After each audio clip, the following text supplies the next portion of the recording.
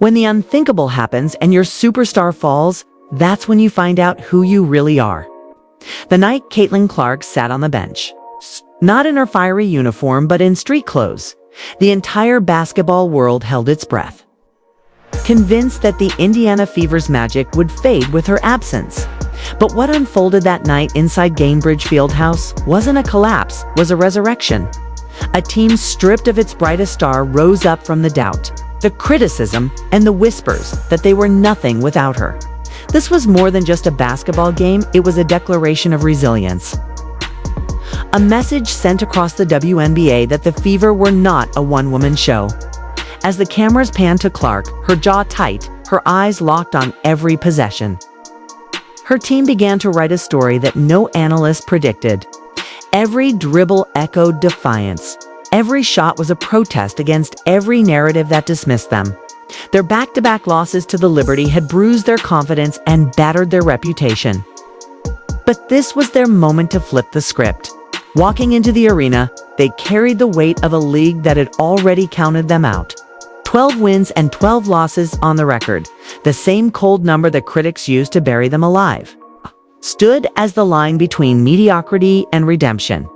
And as the Las Vegas Aces rolled in Asia, Wilson leading the defending champions with swagger and certainty, there was blood in the water. The Aces smelled weakness. They wanted to prove that the Fever were only relevant because of Clark's spotlight. Wilson, the reigning queen of dominance, had waited for this chance to dismantle the hype, to silence the noise, to show that experience always trumps excitement. But what Wilson didn't expect was that Indiana, cornered and wounded, would come out fighting like their legacy depended on it. Coach Stephanie White stood on the sidelines knowing this game was more than just about wins and losses. It was about pride, identity, and survival. She could feel the tension in the locker room before tip-off, could see the fire in eyes that had been overlooked for far too long. No Clark, no excuses, no surrender. She told her players that champions aren't made when everything goes right, they're forged when everything goes wrong. And those words stuck like steel. The first quarter wasn't pretty missed shots, rushed possessions, hesitation that reeked of self-doubt, but buried beneath that struggle was something awakening. Kelsey Mitchell, the veteran who had spent an entire season under scrutiny, looked like a storm waiting to break loose. Her first few shots rimmed out, the kind of misses that make you question your rhythm, your role, your purpose. The fans were restless. The critics online were ready to pounce again. But Coach White wasn't about to let her fold. "Let it fly's going to go," she told her, voice steady, unshakable. And that was the spark. Something inside Mitchell clicked. Her frustration turned to fury, and that fury became fuel. She started attacking the rim, fearless, aggressive, with the kind of hunger that only comes when the world doubts you. Her drives sliced through Las Vegas defenders like blades through silk. Her jumpers began falling, each one sharper, louder, more defiant than the last. Every bucket was a statement. We are not done. By the second half, the Fever's offense began to hum again. Not because they had a superstar to lean on, but because they found belief in one another. Kelsey Mitchell didn't just lead, she ignited. She went from a hesitant scorer to a relentless force, scoring 21 points when it mattered most, controlling the tempo, dictating every possession. Each assist she dished carried intention, feeding her teammates with rhythm and confidence. On the other end of the court, Natasha Howard was anchoring the defense like a general at war-team points. 13 rebounds, 3 steals, and the heart of a lion. She was everywhere, grabbing boards, contesting shots, setting the tone with her voice and her energy. "Our defense gets our offense going," she said later. And she meant it. That defensive grit was what separated this night from every loss before it. The Fever weren't playing scared, they were playing possessed. And in the middle of all that chaos, there was Sophie Cunningham, unstoppable, red hot. The kind of player who doesn't need hype to make headlines. Cunningham had been quietly torching the league for weeks, shooting over 58% from deep, and against the Aces, she was surgical. 3 of 4 from beyond the arc, 15 points. Perfectly timed daggers that shattered Vegas's runs before they could even form. Every shot she hit was like a heartbeat for the fever rhythm of belief that pulsed through every player on that floor. When the Aces tried to tighten the defense, Cunningham slipped behind screens, released the ball with that fearless flick of her wrist, and silenced them again and again. Coach White had moved her into the starting lineup for that exact reason: energy, versatility, leadership, and it paid off like destiny. Cunningham wasn't just shooting. She was commanding. She rebounded, defended, moved without the ball, and played with a kind of edge that screamed, "I belong here." Analysts who once dismissed her as a role player were now calling her a Sixth Player of the Year contender. An assassin, the heart that beats between stars. Even the fans could feel it every time she rose to shoot. Gainbridge Fieldhouse held its breath. Then came the moment, the shot that sealed it all. Ari McDonald standing at the top of the arc, clock winding down, the Aces surging, the game hanging in the balance, 5 points up. One mistake could unravel everything they'd built. But McDonald didn't flinch. She caught the ball, looked her defender dead in the eye, and with the confidence of a player who had nothing left to fear, stepped back and released. The ball sailed through the air, spinning slow, deliberate. Defiant hand when it splashed through the net, the entire arena erupted like thunder. That shot wasn't just three-point sit, was liberation. McDonald went 3-for-3 from deep that night. But that one, her only attempt of the fourth quarter, was the one that mattered. The Aces will broke in that instant. A'ja Wilson, the reigning MVP candidate, could only watch as the Fever danced in celebration. Clark leaped from her seat, groin injury forgotten, her face alight with pride and fire. Her teammates had done it. They had protected their home, their name, their fight. The Fever weren't supposed to win this game. They weren't supposed to beat the defending champs without their superstar. But they did. They silenced the critics, took the season series tiebreaker from Las Vegas, proved to the world that this wasn't a one-woman empire, was a sisterhood built on grit, faith, and fury. When the final buzzer sounded, Coach White gathered them in the huddle, her voice trembling with emotion. "We had each other's backs today, y'all," she said. "We answered every run, we didn't fold, and we showed who we are." The locker room roared with the energy of redemption. This was a statement win, not a fluke.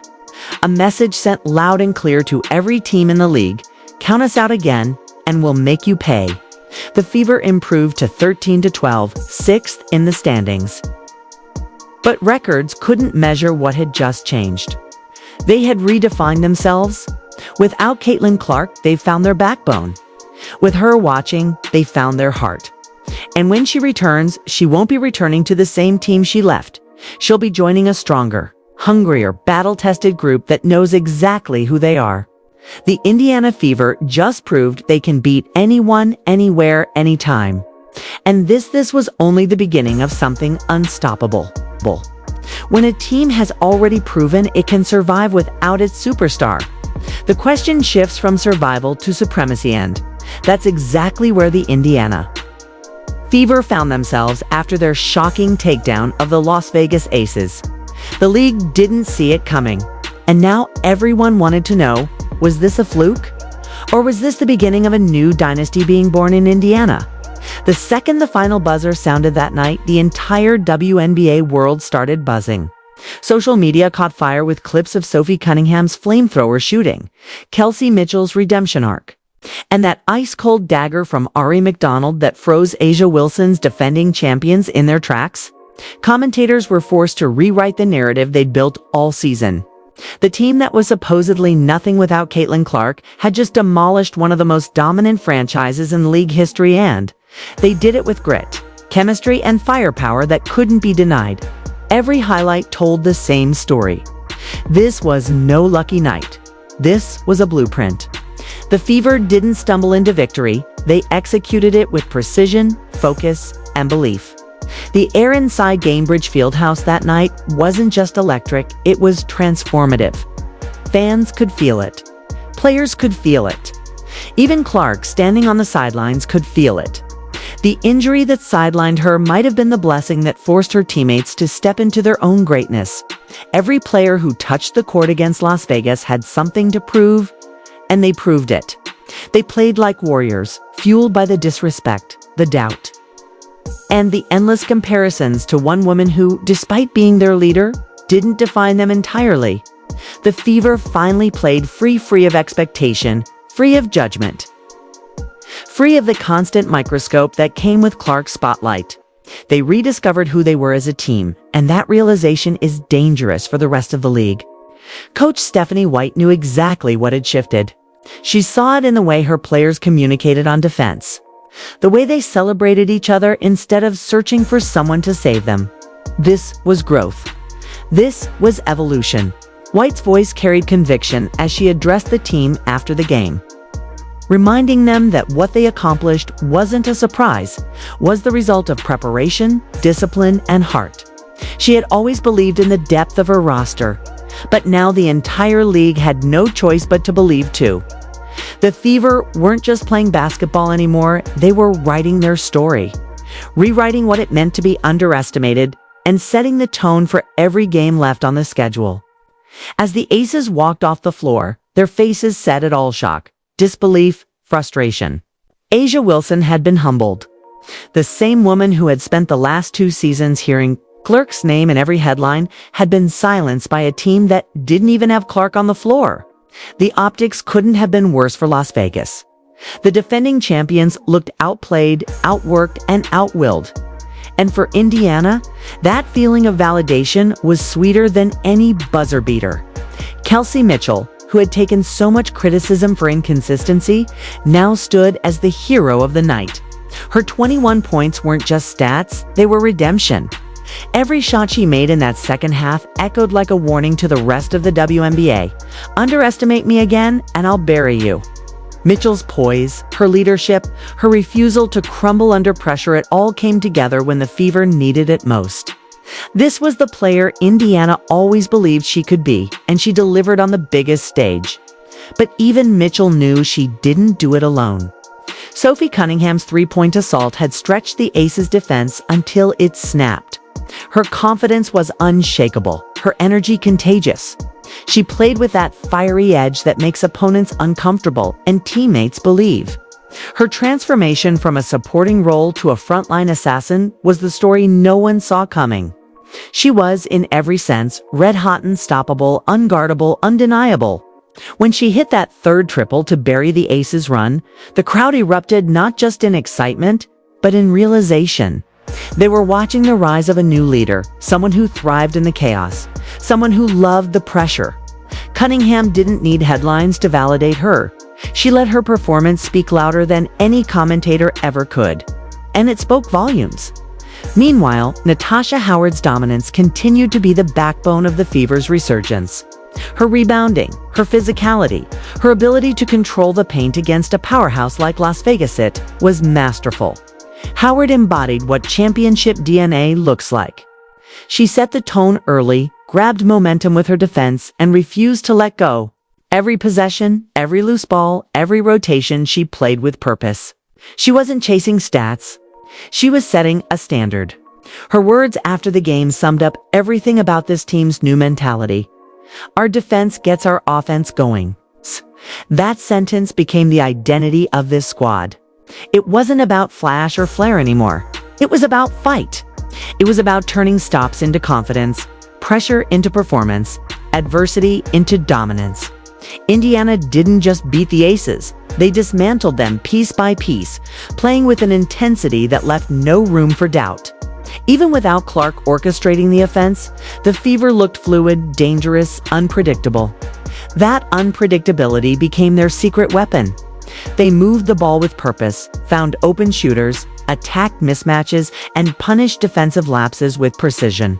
This wasn't luck. This was strategy executed to perfection. And through it all, Caitlin Clark stood on the sidelines, not as a savior, but as a supporter, watching her teammates prove something that had always been questioned, that the Fever were a team, not a one-woman show. Her energy never faded. Every time a teammate hit a big shot, she was the first one up cheering, shouting, clapping. Her competitive fire was still there, burning bright even from the bench. That moment when McDonald hit the dagger three, Clark jumped like she had scored it herself. The camera caught her reaction, a genuine smile, a fierce pride, and maybe even a little relief. For once, the pressure didn't fall entirely on her shoulders. For once, her team carried the moment, and she could just watch it happen.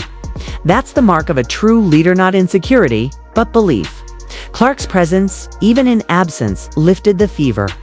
And now when she returns, she won't just be coming back to a team that missed her. She'll be coming back to a team that learned how to win without her. That changes everything. The league felt that shockwave. Suddenly, every contender started looking at Indiana differently. They weren't an easy matchup anymore. They were a threat, a problem, a contender. Analysts who once mocked their inconsistency were forced to admit that the Fever's chemistry was evolving at lightning speed. They had depth, they had grit, and they had balance. Kelsey Mitchell's resurgence gave them a reliable scorer. Sophie Cunningham's fire gave them an elite shooter. Natasha Howard's leadership gave them stability. And with Caitlin Clark set to return, they were about to become a complete, unstoppable unit. The Aces' loss wasn't just a bump for Las Vegas, it was a statement to the entire WNBA that the torch might be shifting hands sooner than expected. Indiana's rise wasn't accidental, it was inevitable. Every great dynasty starts with a defining moment, and this was theirs. When the locker room celebration finally settled, the Fever players sat together, drenched in sweat and emotion. No one was talking about Clark's absence anymore. No one was asking who would step up. They had their answer.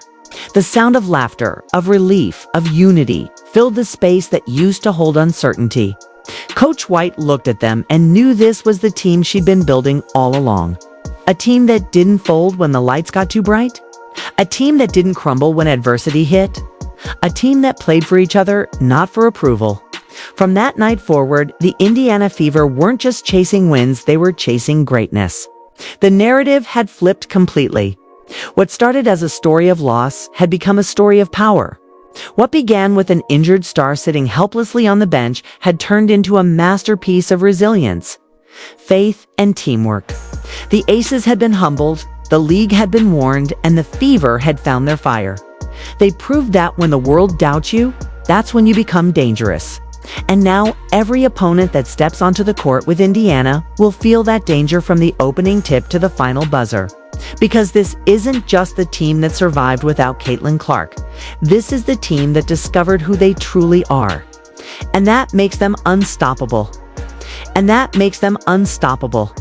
But just when it felt like the script had settled, when the tension had already peaked and the story of the night seemed written in sweat and disbelief, everything shifted in a heartbeat.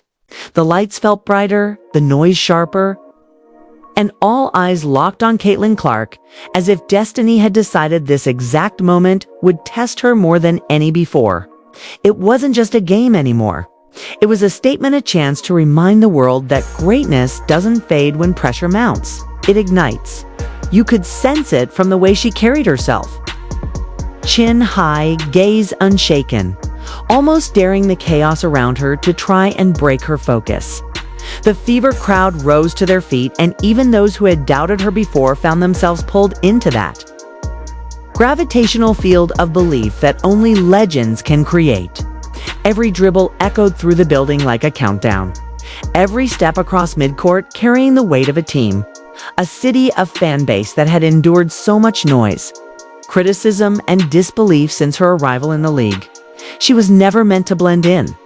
She was built to rise above. And as that realization swept through the crowd, the game transformed from a contest into a coronation of resilience.